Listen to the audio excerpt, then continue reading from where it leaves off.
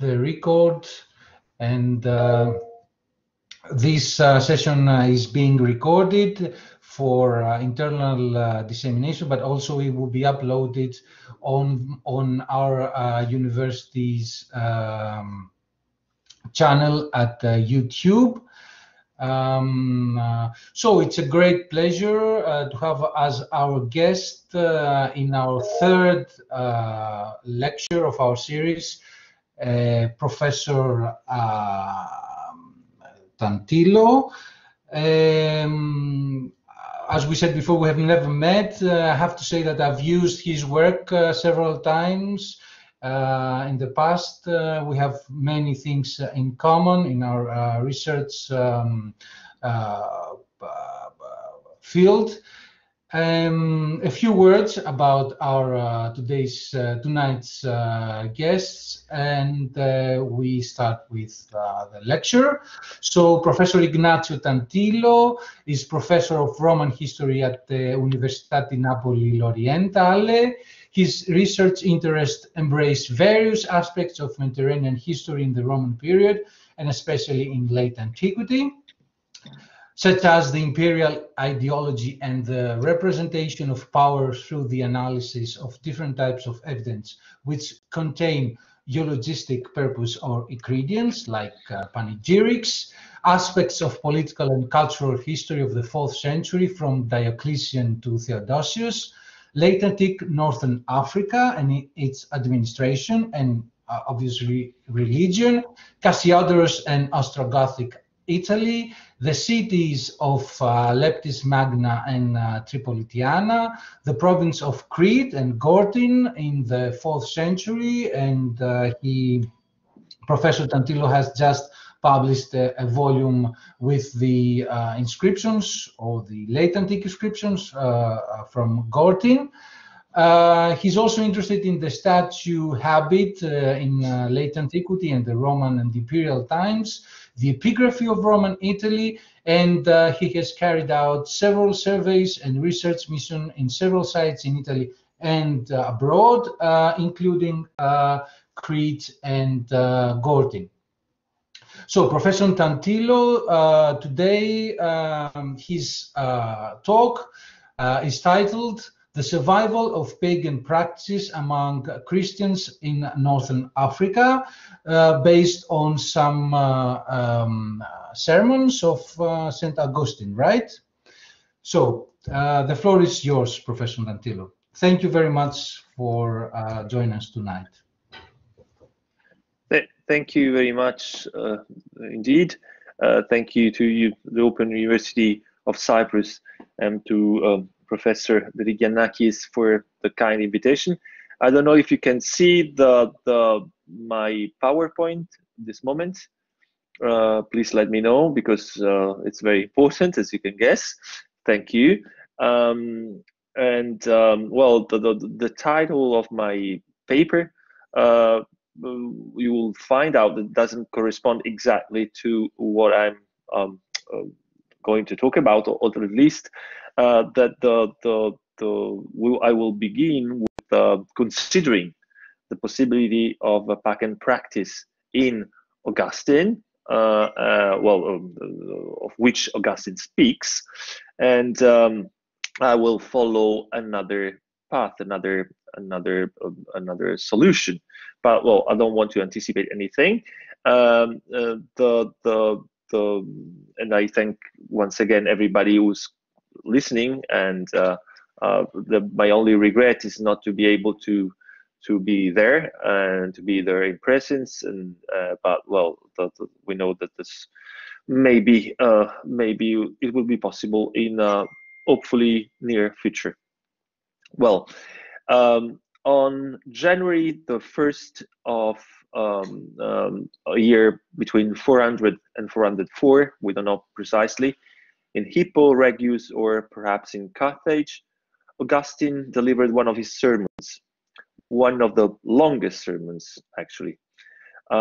This sermon was published for the first time in 1992 by François Dolbeau, and immediately attracted the attention of scholars for many reasons. Among these reasons, is the fact that Augustine alludes here to a curious form of worship paid by some of his co-religionists to the columns of the churches. Augustine, I will switch to the first slide. Augustine evokes the fact that among the pagans, there are those who worship idols as such, and those, more cultivated, who see in them a representation of something else. Those same educated pagans compare such uneducated pagans to the Christians who wore columns in the churches. And thus the text in your first slide, which I directly translate from the translation by Edmund Hill, which says, uneducated pagans do this, so that they venerate the idol as if it were itself divine, just as your people also do, those who venerate the columns in the churches, in the church. That's why I have to say, brothers and sisters, don't do things for which the pagans can jeer at us.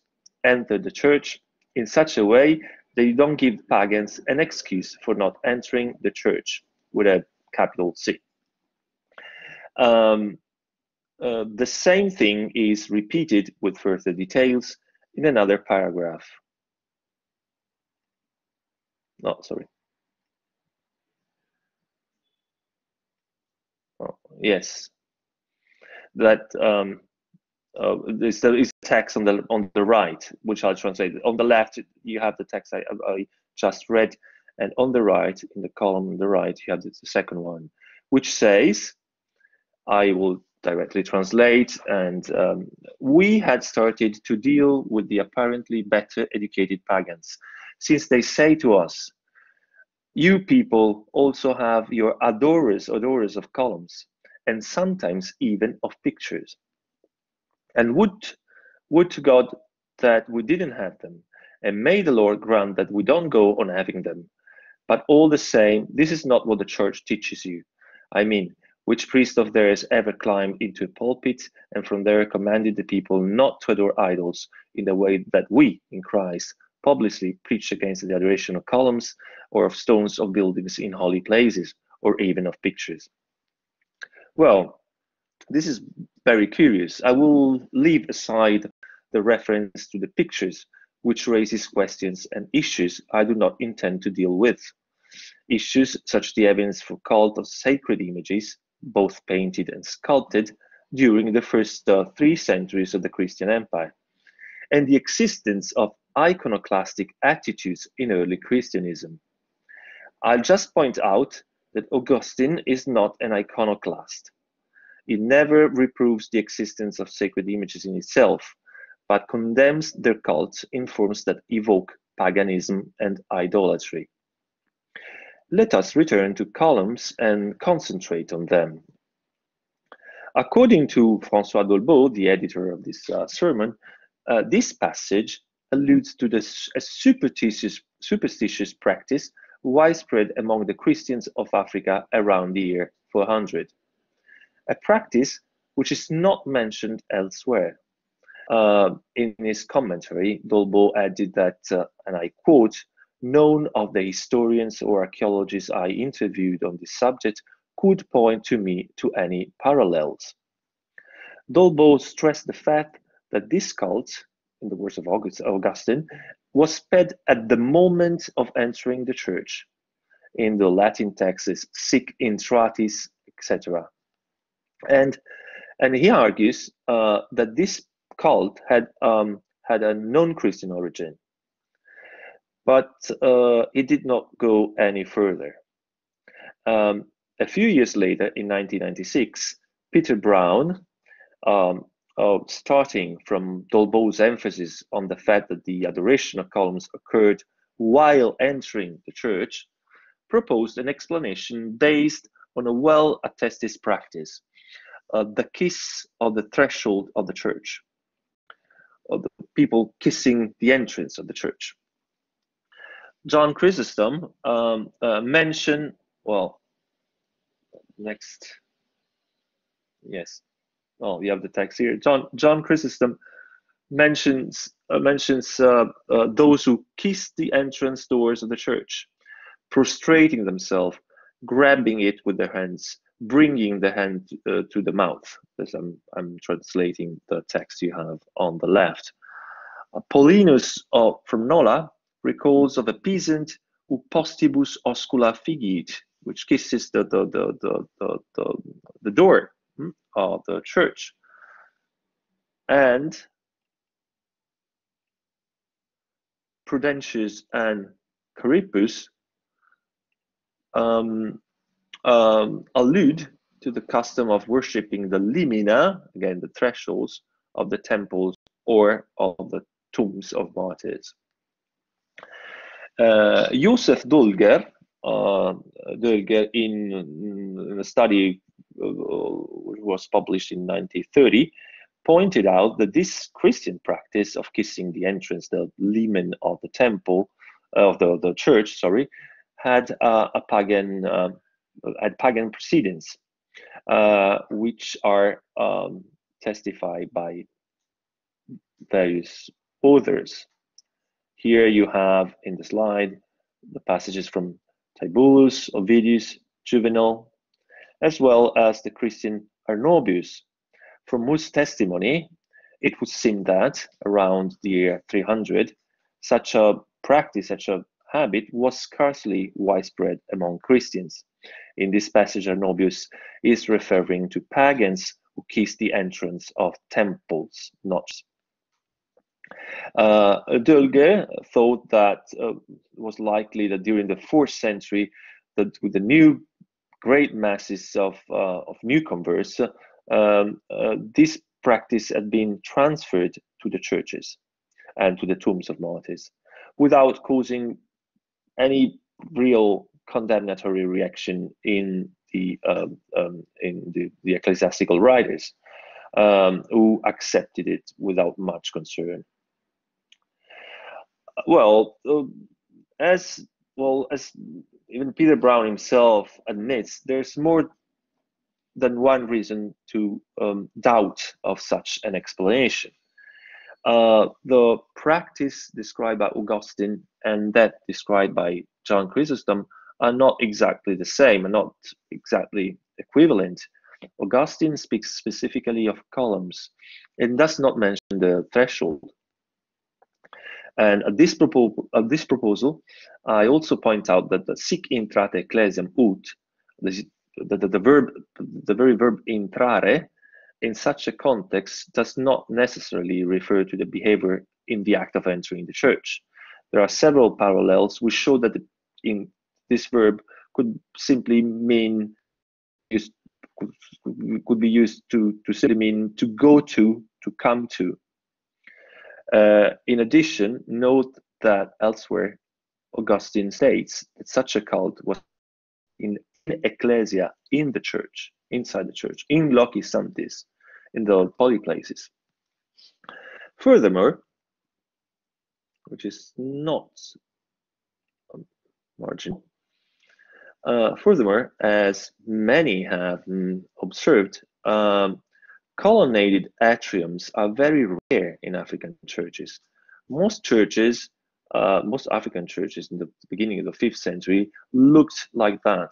This is a reconstruction of a model of a church based on the Tabarka mosaic. But well, instead of showing you many plans of churches, I thought it was better to present you something like that. But most of the churches did not have columns in the front. And in addition, well, there's another point. While the practice of kissing the thresholds seems to be largely tolerated, we have seen all these passages, Augustine shows himself particularly intransigent for these forms of superstition. He says that he publicly condemns them, and that a good bishop thunders from the pulpit against those who did. You remember the Lycas, in the name of Christ, we publicly preach that the columns and stones of the buildings in the holy places should not be adored.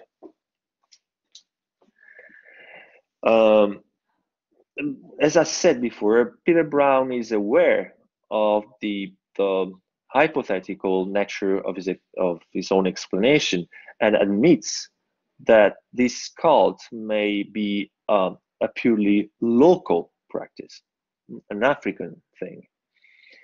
And this is what Noël Duval, more or less in the same time, in 1998, Noël Duval tried to do, means to explore the possibility that this was a local African habit. Duval also focuses on the columns and proposes a series of explanations that are not mutually exclusive. First explanation, first possibility, first solution, Augustine alludes to pagan buildings transformed into churches, and whose monumental decoration has been preserved and still attracted the ancient faithful in the pagans. We should then consider this practice as a crypto-pagan cult. Duval himself, again, is aware of the weakness of such an explanation, because he knows that not many temples, pagan temples in Africa, had been transformed into churches.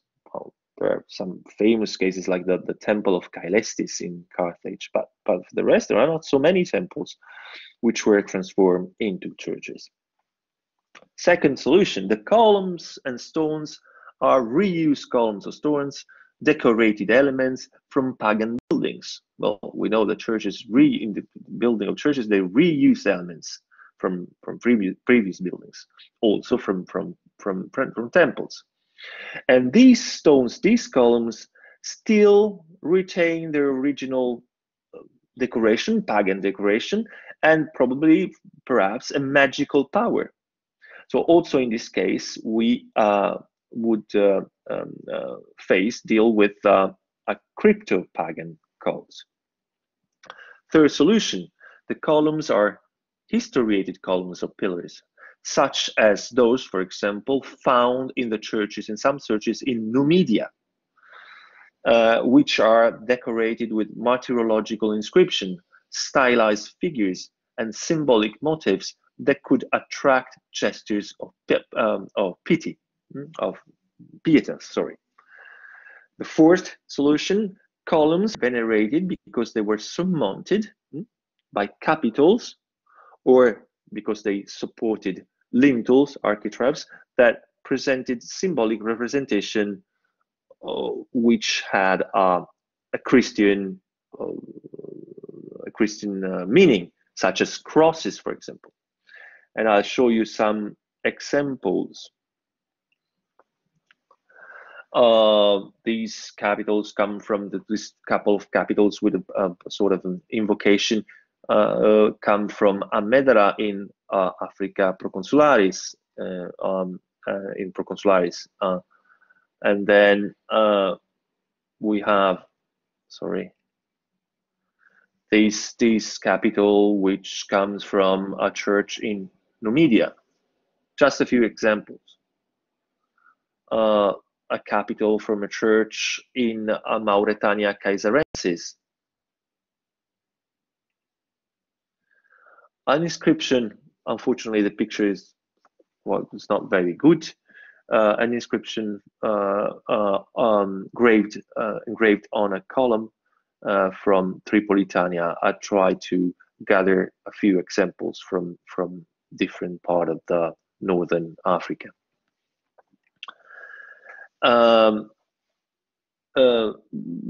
according to Noël Duval, the most likely explanation for this allusion of Augustine is that Augustine alludes to columns with the depiction or representation of the cross. A cross engraved in relief, painted, or a metal cross attached to the column. And for that, since I couldn't find a very good picture of an African example, I just picked up this picture from this is Egypt, in fact, but you can see here at the center a cross in relief on columns. There are quite common. They are quite common. Well, without refusing, without abandoning these such explanations, without refusing the value. I'm talking about Peter Brown's and Noel Duval's explanations. Not at all. I would like to consider other solutions and broaden my analysis field. I started by asking myself the following question: were the columns of churches venerated just because Christian symbols related or attached to them, because there were crosses on them, or because they supported capitals with crosses? Or did these columns symbolize something in themselves, at least in the eyes of Augustine's uneducated co-religionists? So did people think that the column in itself, the object, the column, without decoration, could signify something for a Christian?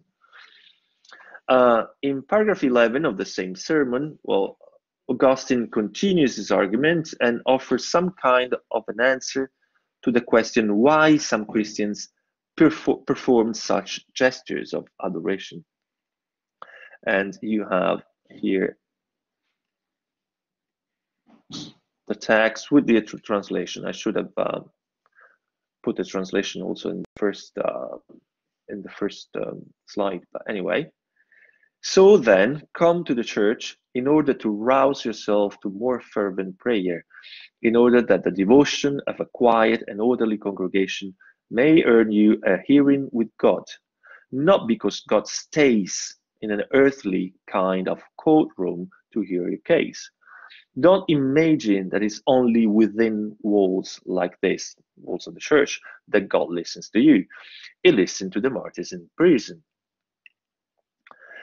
That is, Augustine seems to admit that some Christians attributed a greater value to the church building than it should have been. They should have. So they tended to believe that the church, the building, the basilica, had a value in itself. To them, the church was the place where God manifests himself, makes himself visible, or at least is more present. This raises the suspicion that the adoration of columns could be linked to the idea that God inhabited them. And this is an idea which was very widespread in ancient religions. That God lives inhabits something. Or that there was a link between the shape of a stone and the manifestation of God and his power. I will try then to explore such a possibility and to identify which symbolic meanings the columns could represent for Christians in that moment in Africa. And finally, I will try to follow the traces that such symbolic interpretations of the columns have left the African archaeological landscape.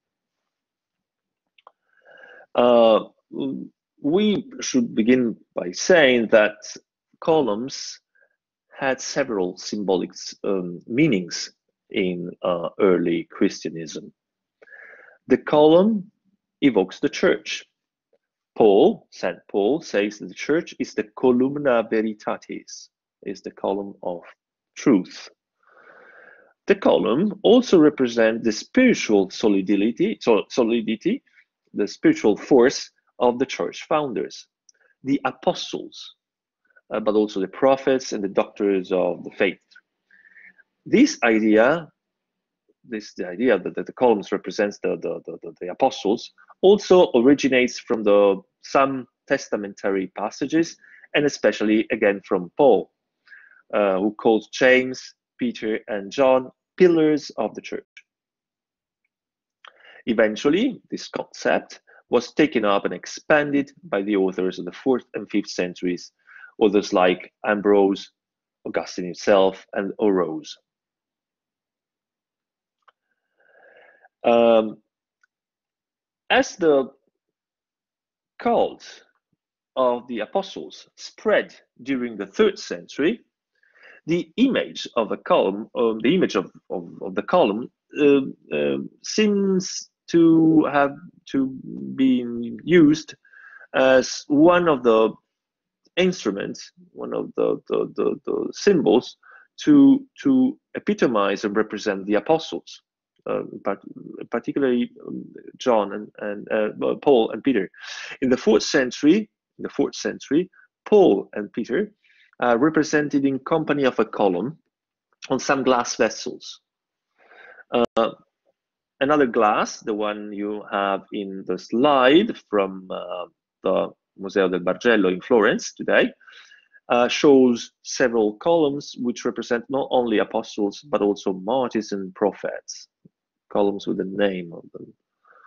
Sarcophagi with columns, such as this one, have been interpreted as to signify the same idea.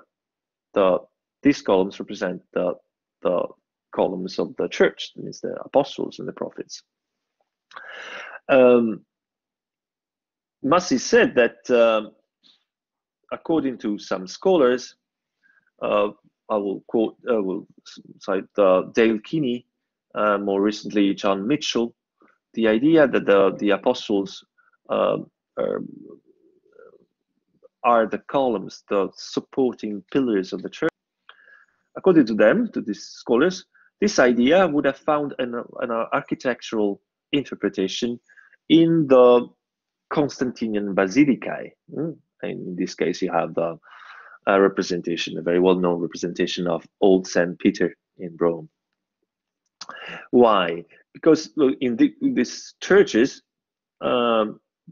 these colonnades supporting high masonry walls rise into a main roof would have precisely the aim, the goal to evoke and translate into a tangible reality the role of the founders of the church. This architecture, this architectural feature, which is new, these walls, these high masonry walls, would have been invented for giving a natural, concrete interpretation of this idea. Well, is it possible that the columns of African churches were venerated because people thought they represented the apostles? Well, this is possible for sure. Could be an idea, but no trace, absolutely no trace of an association between the column as an object and the apostles is found in African sources and from African archaeology. As far as I know, even if my count is perhaps not complete, it's very difficult to, working with the Corpus Inscriptionum Latinarum, for example, to know which supports each inscription had. The supports of inscriptions are rarely, or not always at least, mentioned in the Corpus Inscriptionum Latinarum entries. So it's very difficult to work with supports and to look for them. Well, as far as I know, there are no inscriptions. There's no inscription on column that refer to the apostles, for example. I've made several crossed researches. No passages, no by authors, ancient order, or other inscriptions which allow to make this association. The few other testimonies from Africa, which relate to columns and may relate to what interests us, point towards the association of the column with another Christian symbol. And I will begin with which I consider a quite exceptional piece of evidence. This inscription here. This is an inscription published in 1954 by Marou, Henri René Marou, and found in Tigava Municipium, which corresponds to modern in El Khadra, about 200 kilometers from west of Algiers, in the province, the ancient province of Mauritania Caesarensis. We are really at the border, the extreme border of the Roman Africa. This inscription seems to have been found à proximité des vestiges d'une église, that is near the ruins of a church, and was eventually transferred to the Museum of Algiers.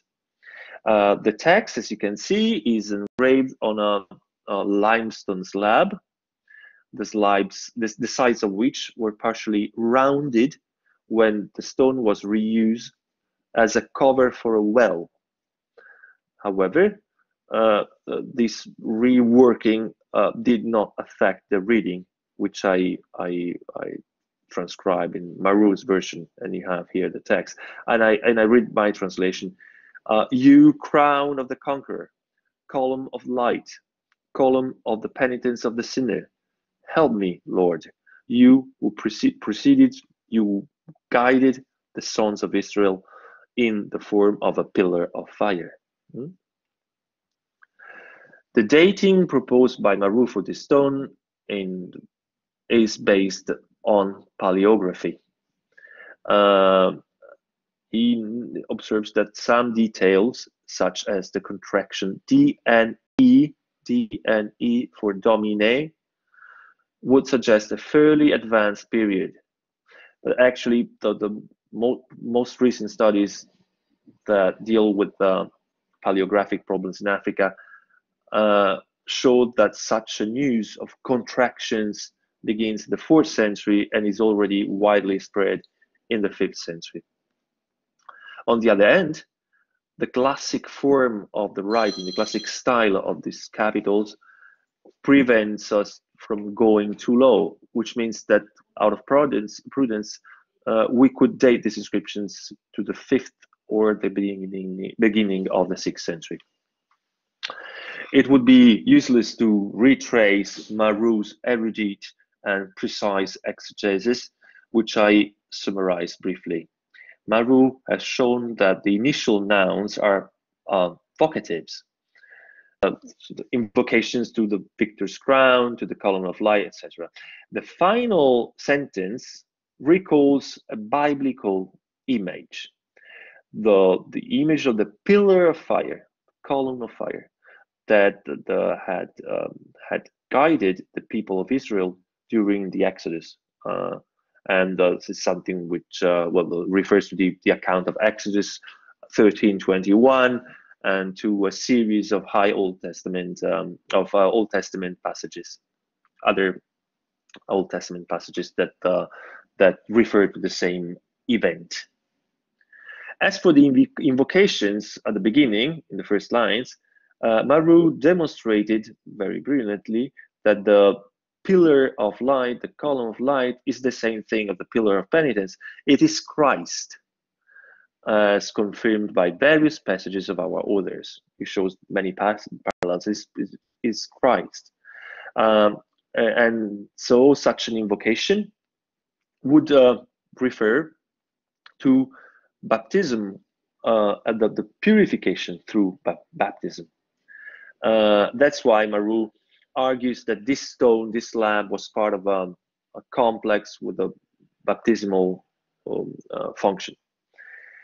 That the pillar, the column of fire, represented the column of fire, the biblical column of fire, could be read and represented. In fact, Christ is found in Origin, for example, in the homilies on the Exodus, and in all subsequent Greek and Latin commentators.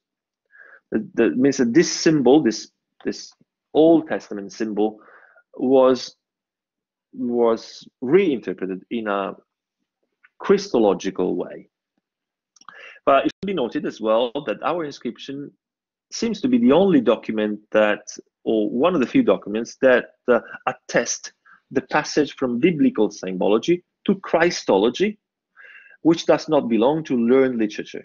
Well, is a is a case, is an example of a democratization of culture.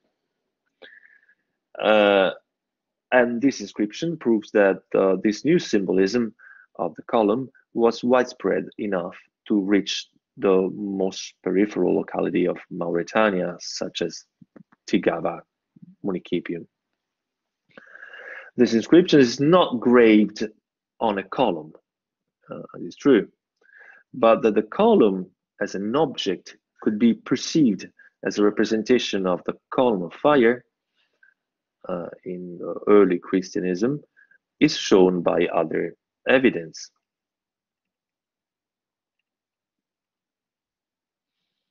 I'm pointing here on the right. You'll see a column, but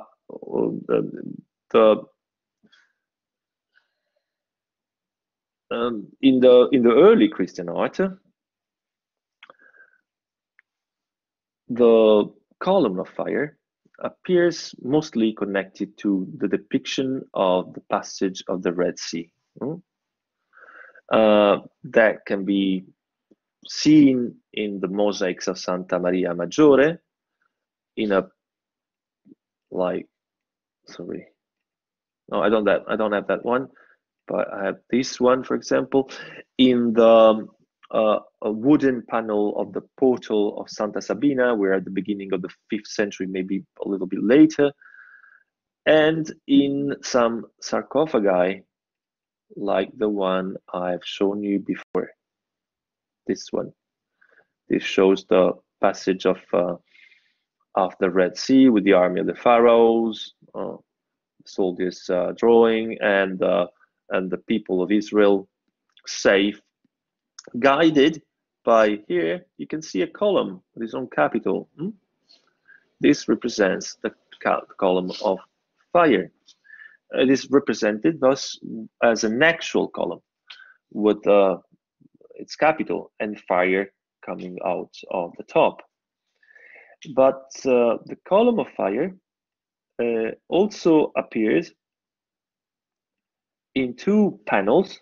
I'm just showing one of them from the catacomb of the Via Latina, 4th century catacomb, discovered in just after the Second World War, and unfortunately not well published, not completely published at least, where this column, as you can see, is depicted, is represented in close connection with the scene of the resurrection of Lazarus. It's Christ, Lazarus, and the other panel shows the same thing.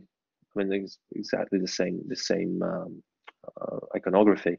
And here, the column, here it is, represented in above, together with Moses, who receives the law. As you can see, in all cases, these are real columns, not a cloud of fire or something like that. A column with the base and the capital and the flames.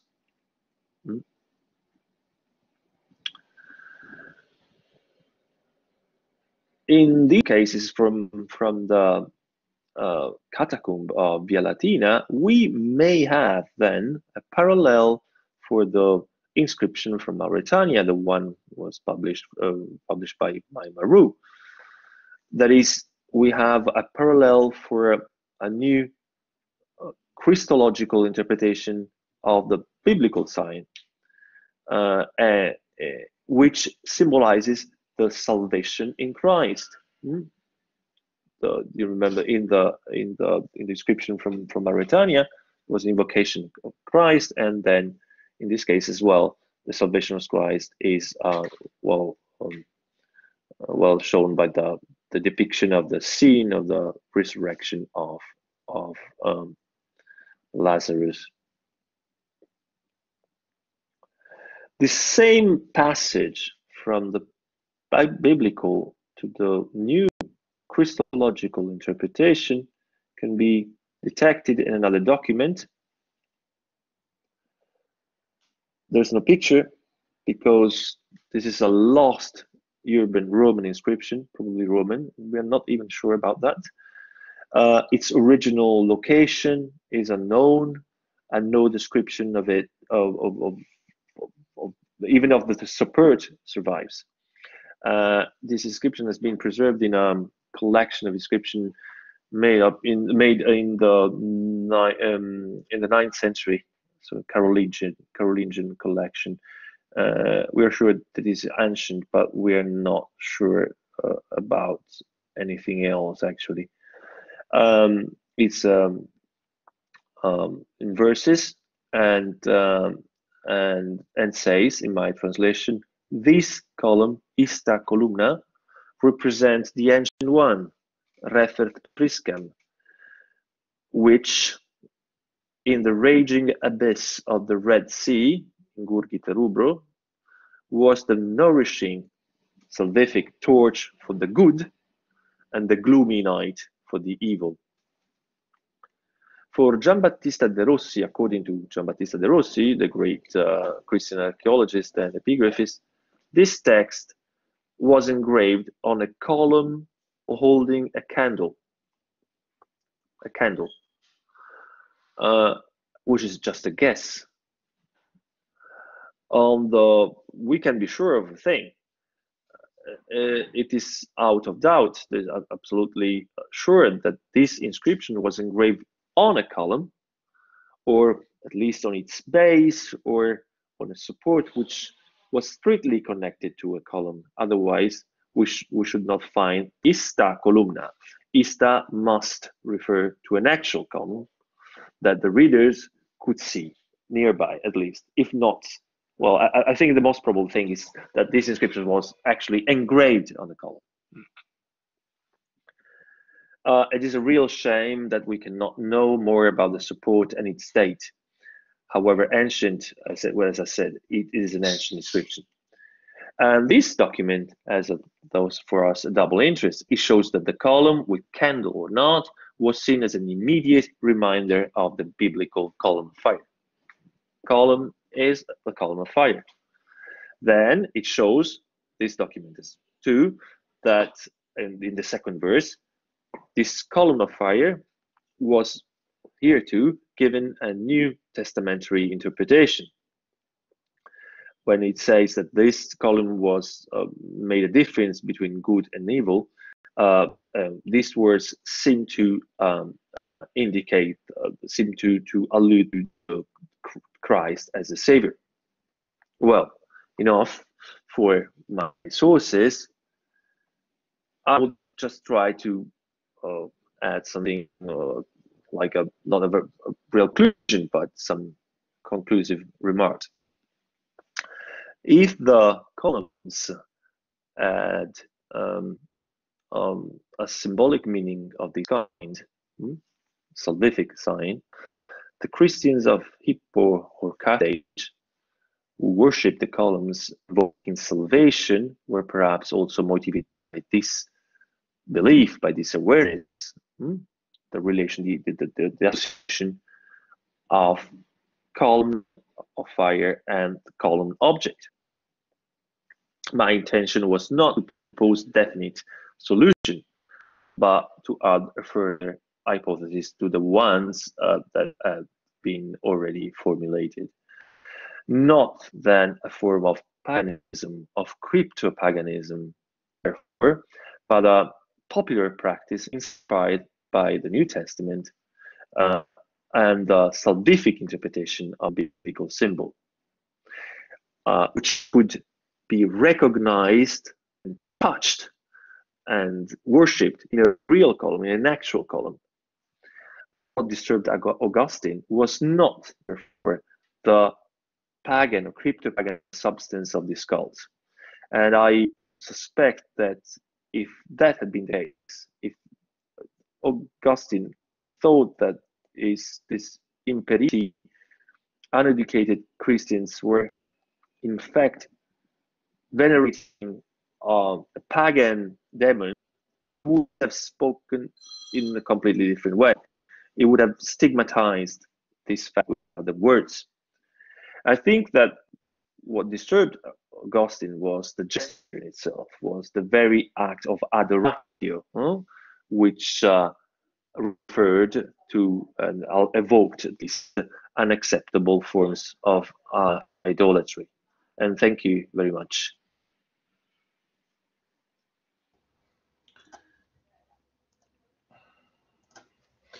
Thank you very much, Professor Tantillo, for this so intriguing presentation.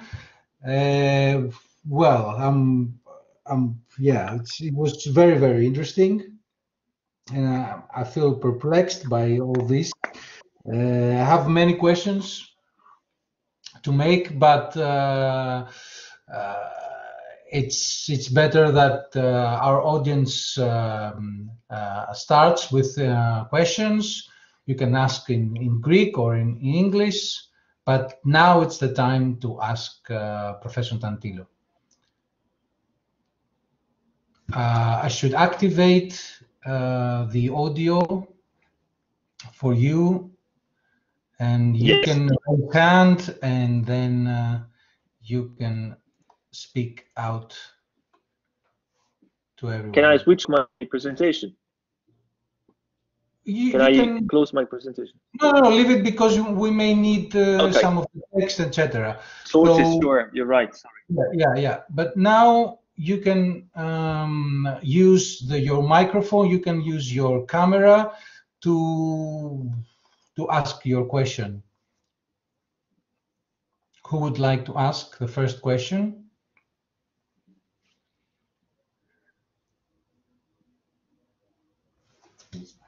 Well, anyone? Some people leave. Any questions from colleagues, students, and lay audience? My colleague Stefan Sefthimiadis would like to ask. Έλα, Στέφανε.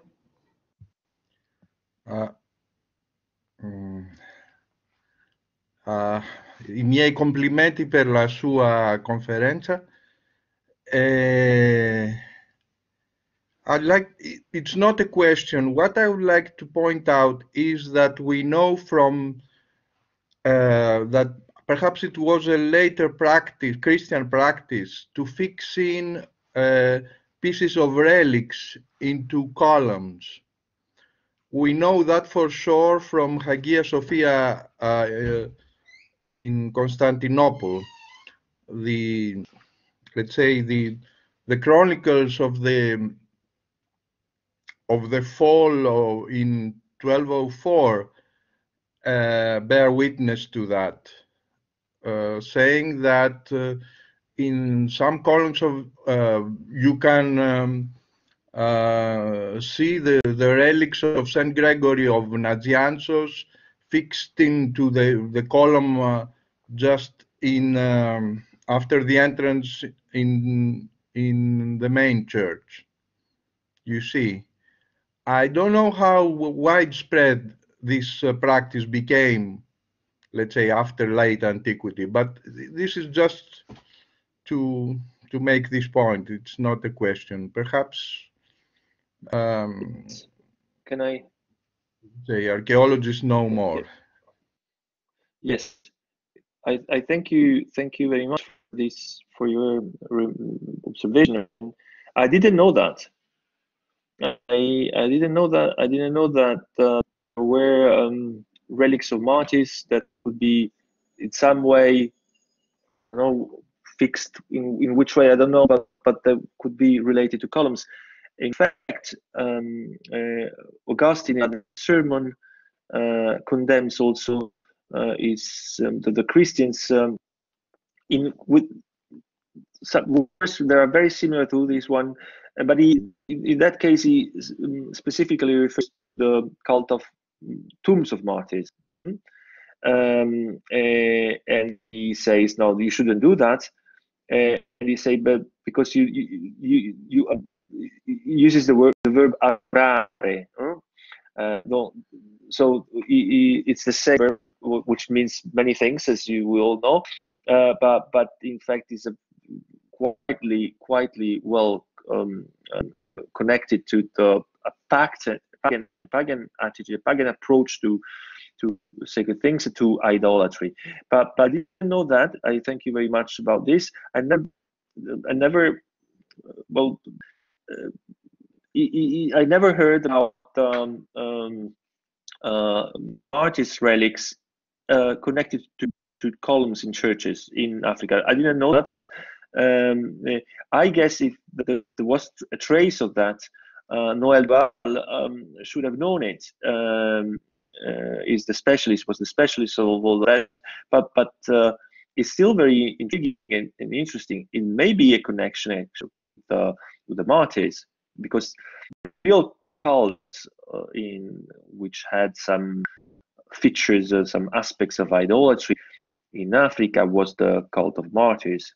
I mean, the tombs and the pictures of them, and the people in there and kissed and manipulated all this stuff, and all of this was considered quite dangerous by ecclesiastical authority, Augustine in the first line. But thank you very much indeed. I will take note of it.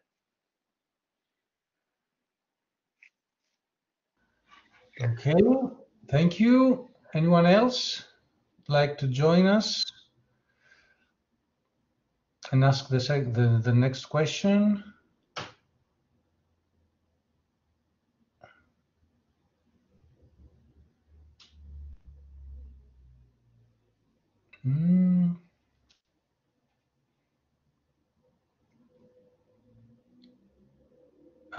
Well, in the meantime, I could ask perhaps something. I was wondering regarding the second, the Maru's inscription, whether the whole content of the text is somehow metaphorical and not referring to an actual object or what would be that would be. Mm-hmm. Yes, I don't think it could have referred to column case. I'm quite sure it didn't. I think he's right. I think the most reasonable thing to believe is that what Maru said. Everything points to something related to baptism and to purification through baptism. So he said there are some parallels of invocation of salvation in Christian in African churches related to the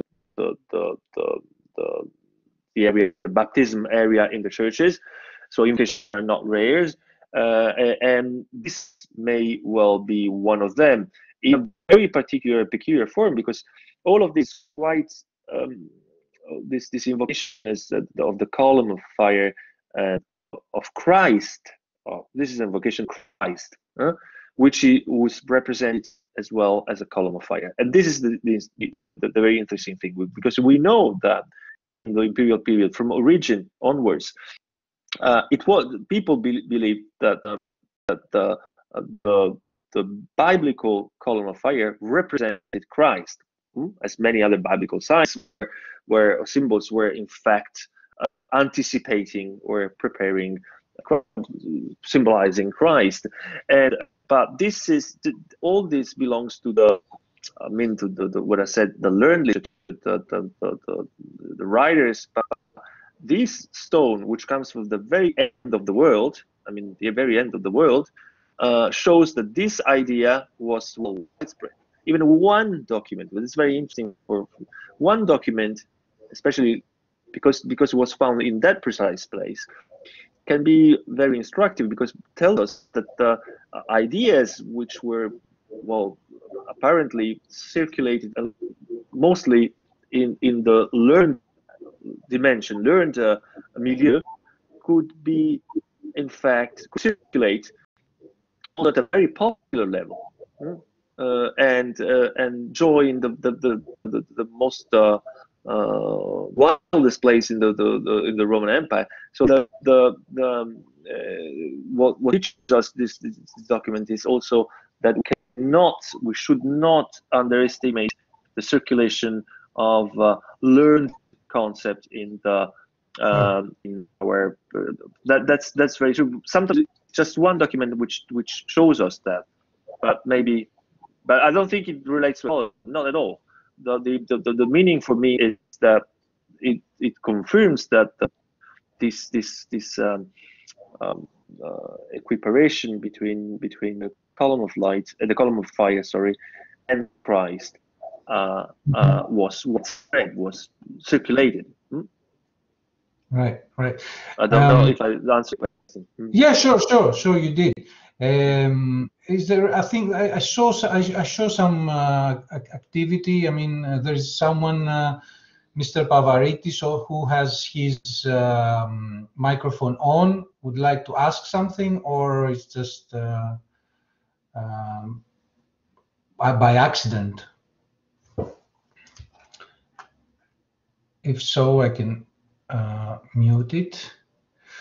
Are there any questions? I saw a hand raised at some point. Is there anyone who would like to ask something?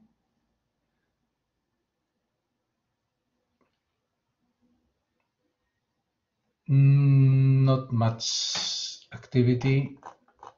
May I ask you something else, Ignazio? Have you explored the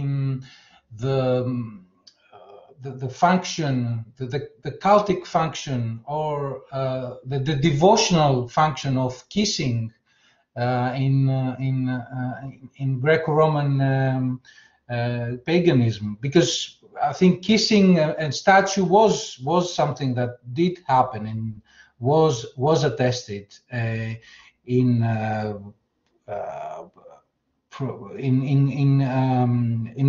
Eastern, in the Mediterranean, in Greco-Roman paganism, it was well known.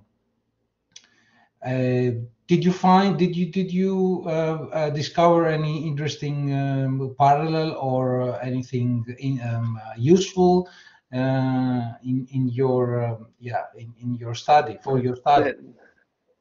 Thank you for your question. No, I actually, yes, you're right. The prokunein, adorare, adoratio, was very common. I mean, everybody was, I mean, an everyday gesture that everybody performed.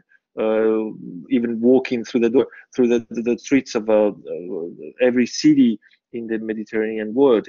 I mean, when you met a statue, or when you met a sign, or you passed through nearby a temple, you could just send a kiss. The most typical act was bringing your hand to the mouth and sending a kiss, which is adorare. And it's very, very common. What I've been looking for in the sources was something, the adoration of columns in themselves, even in paganism, but I could not find I could not find anything really interesting for my purposes. Well, there is a cult of column which is quite common in Northern Europe, for example. What the German archaeologists call the Jupitersäule, the columns of Jupiter, of Jupiter, and this is you have a column isolated, which doesn't support any wall, any lintel, nothing, and a column on which sometimes, but not always, there's a statue. And we have many inscriptions relating to this type of monuments, in which the awarders say, I have set up this column in honor of that of Jupiter, but also in honor of other deities. And in some cases, they say, I have set up the column and a statue. But there's a cult of columns, which is essentially a thing of the Rhine region. There's something in Britannia, in Britain. There's something in along the Donau, Danube. But there's nothing similar, for example, in Africa. There are, as you know very well, in the Eastern Mediterranean, at the moment, columnar bases for statues, for imperial statues, for example. Someone has argued that there could be that this could have been a sort of precedent, a sort of model. Columnar bases, very high bases, pedestals for imperial statues, developed from the 3rd century onwards. You can see many examples in Aphrodisias or Ephesus. That is this tendency, this trend to make bases higher and higher. And well, and since in some cases these bases supported imperial statues which were object of a cult, then this practice could originate from that. But I don't believe, frankly, I don't believe that. I think that, but this, when you look at the Africa, for example, there's no trace of isolated columns or columns of even temple columns that could have been the object of worship. Pagan Africa. Then, as I said before, it is very difficult to explore all this, because if you want to explore it by, for example, the epigraphy, then you have to face the difficulty of using the old corpus inscription Latinarum, and so the old collection, which don't describe or give a very basic description of the support. Okay, did I answer?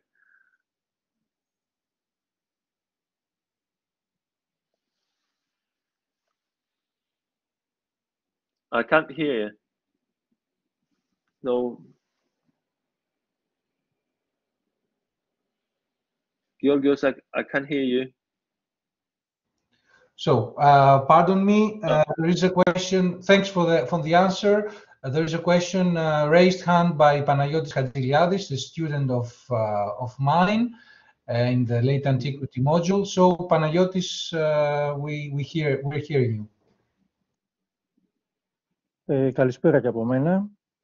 Να ευχαριστήσουμε τον κύριο καθηγητή για την παρουσίαση. Θα ήθελα τη βοήθειά σας καταρχήν για τη μετάφραση, κύριε Δελιγιαννάκη.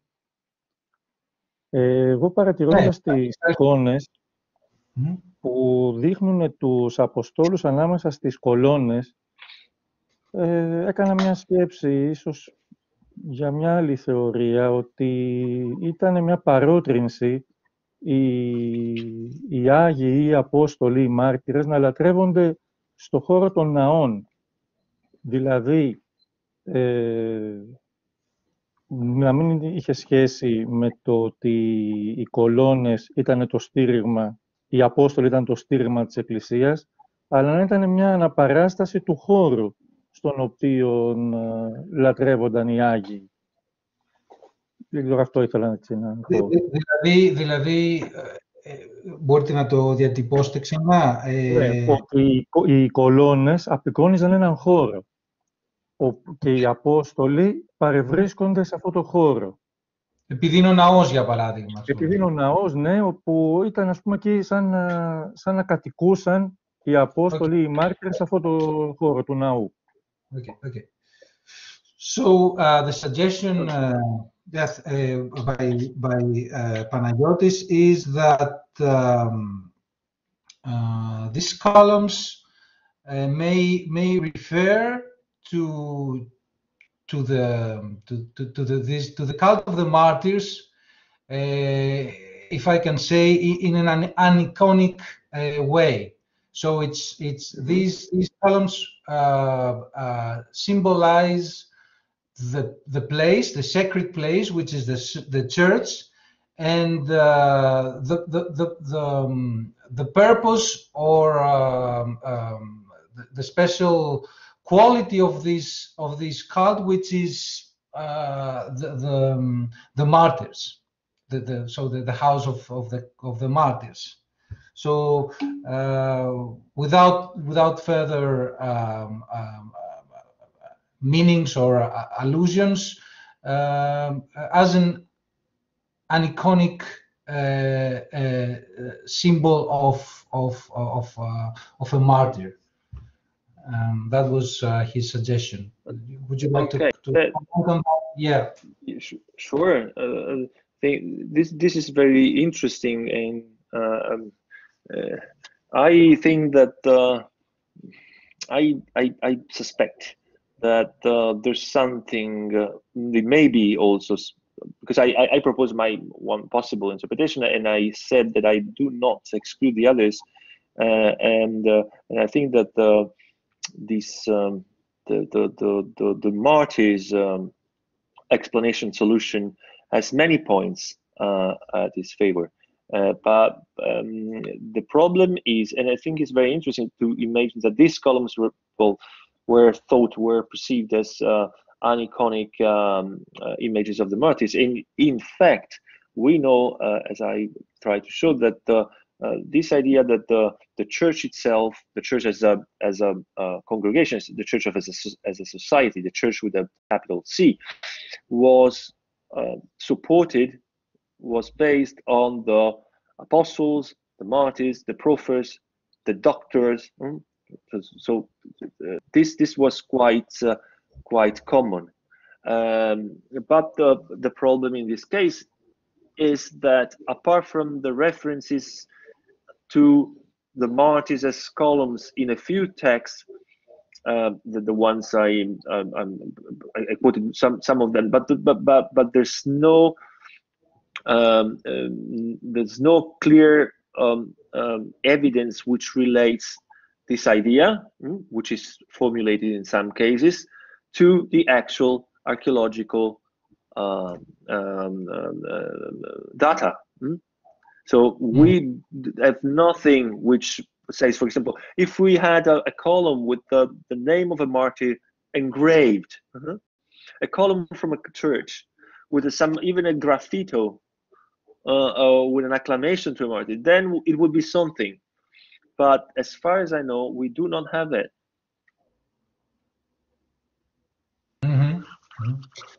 So there's a last question in the chat. There was another question which just appeared. Yes, in the chat.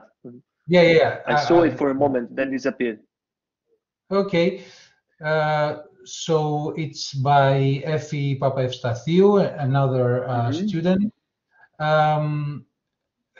She asks if the African church shows any evidence of the society at those days, and the other question was the African church played a role as a school to educate the Africans? No, both of them questions which are very, very, very interesting, very good questions. I mean, I'll begin for the second one. It's the second about the church as a school. It depends what you mean by school. I mean, the going to the church was, as Augustine says, was a manner to arouse himself, to rouse the people. But he's talking of their morality, their religious sentiment, their religious feelings. But the church at that period didn't work as a school. I mean, if you mean by school that people went to the church to learn basic reading or it was not the goal of the church. But sure, the sermons, well, so what the bishop said from his pulpit was a teaching, sure, was a teaching towards truth, towards a religious awareness. But I don't know if it was that the question was about. I don't know. Did you mean by that the church could function as an actual school, or was it a place where people actually learn things? That's for sure. But most of these things concerned religious, the book and religious discipline and things like that, and morality. And the first question was, again, sorry, I lost myself. The first question was about if the African church shows any evidence of the society at those days. Effie, could you please clarify a little bit more? What do you mean by that? You can use your microphone, you know that? Yeah, hello. Thank Hello. you, Professor. Thank you very much, Professor, for being around us. We're really, really lucky having you here. It was great. Regarding the society, you talked about those people who were not educated on those days. I see now. I think you can understand what I'm saying. That's why I said about the. Yes, now I see much better. I think. Right. That's what I want. Thank you very much. Thank you. Yes, in these cases, the education well, I'll get back to the first passages.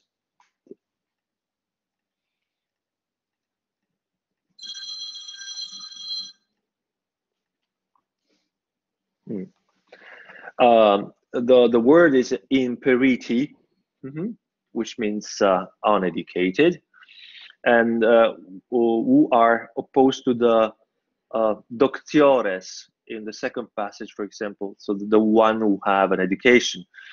And in doctiores again, in the second passage, so there's a difference between the education of these people, but the education meant is not the education, for example, in reading or writing. It's a religious education. Pagans, the educated pagans were as much against idolatry as the bishops were. Educated pagans did not believe that a statue or an icon should be worshipped as such. This was a form of religiosity which was typical of people who were not educated in many things, and among them religious things. When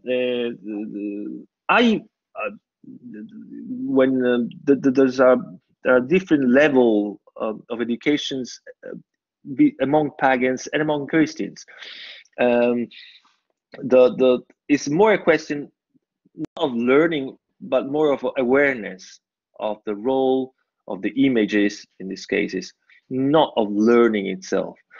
It is clear, in any case, that when the pagans speak of uneducated imperiti pagani, they are talking about common people.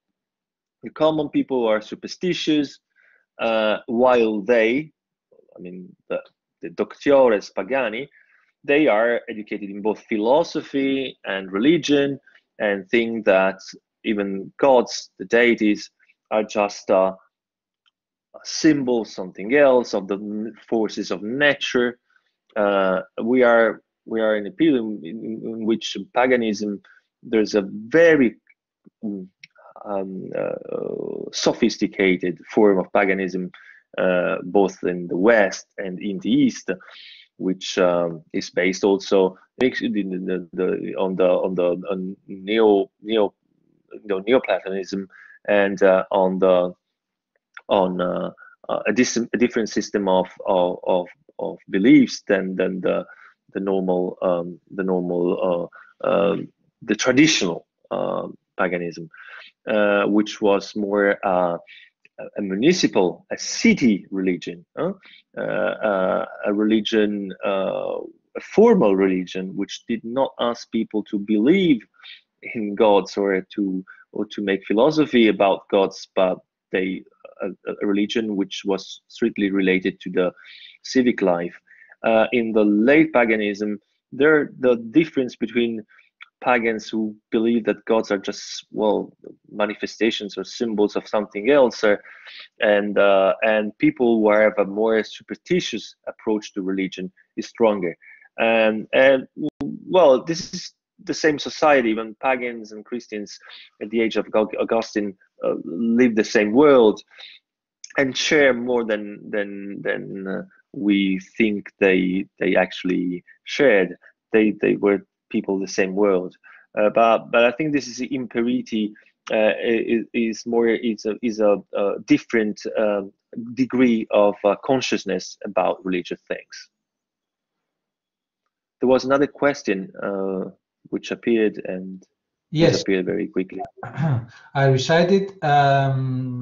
Did these columns change content in Christianity? In paganism, these columns have specific role and meaning. So Christians gave in these columns a new content as the symbol of apostles of the church.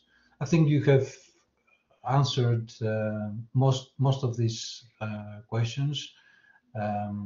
Maybe I didn't understand. Yes, I did understand, but I lost myself. Well, so the first thing is the concept, the role in paganism, religious role in paganism.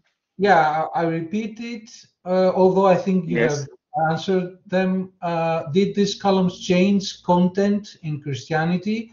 In paganism, these columns have specific role and meaning. So Christians gave in these columns a new content as the symbol of the apostles of the church. That was the question. Yes, maybe I tried to answer this question in my previous answers. Yes. Yeah.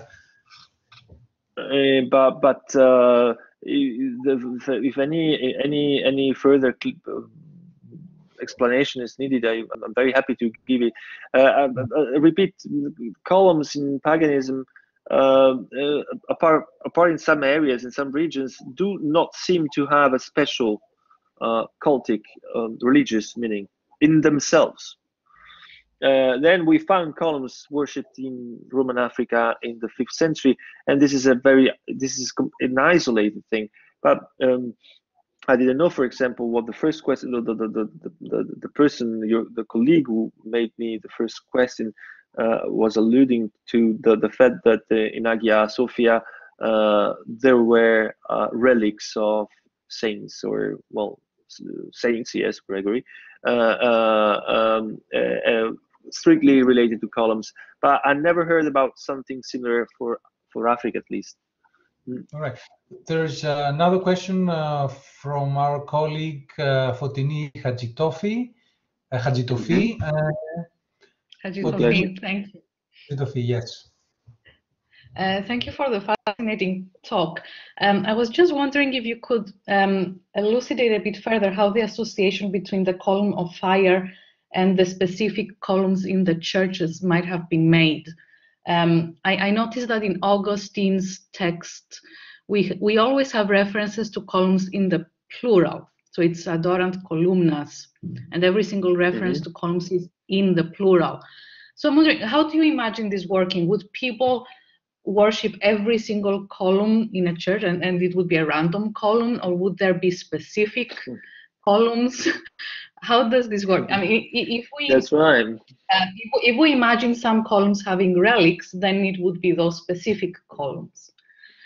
Sure. And I was wondering also, because I don't know anything about African archaeology. Do we have are there remains of columns that have weird shapes, or I mean, one example that springs to mind, but it's very is very distant.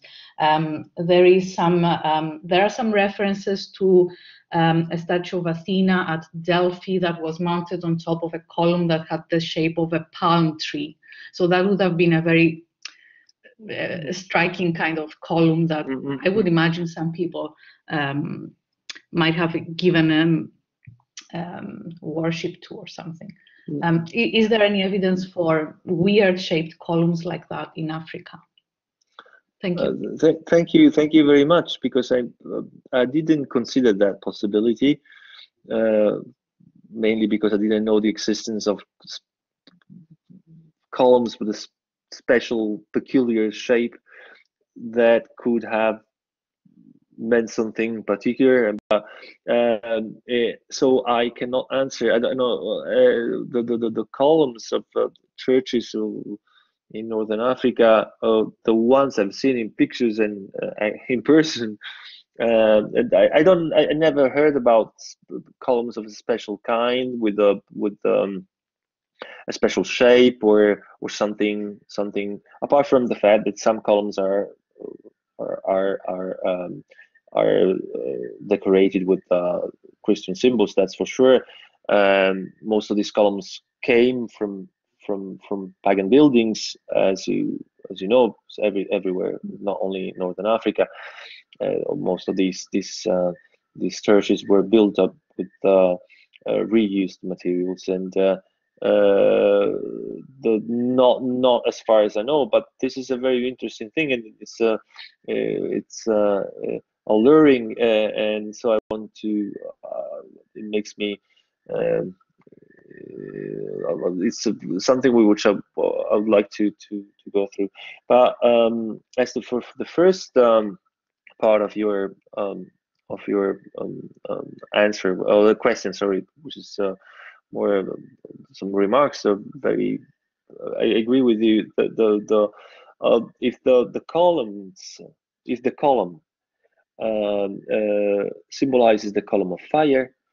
How the people went to the churches decided which column was the good one to or did they just take any column, whatever column, to be a symbol of Christ, because that's the Christ, so it's a salvific symbol, and they could just kiss them or touch them or send them a kiss, whatever adorare meant for them.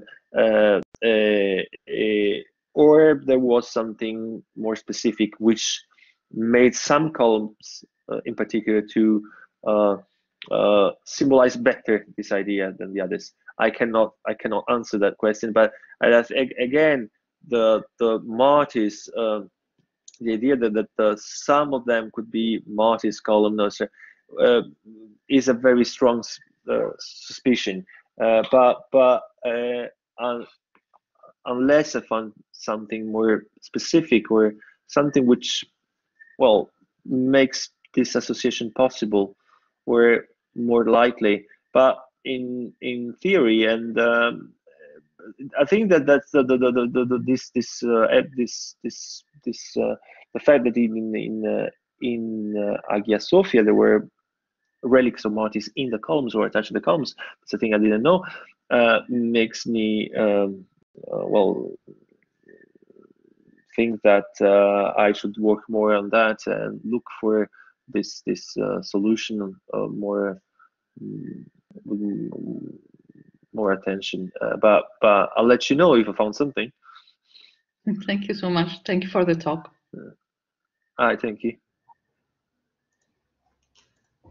So if there are no other questions, I would like to thank you very much, Professor Tantillo, for this wonderful evening and talk and discussion, in fact. And I wish we could had you here in Nicosia, but as we said, we will find a way to have you in the near future. To make it happen, yes. Yes, to make it happen. So our next talk is in 3-week time. So we're looking forward to seeing you again.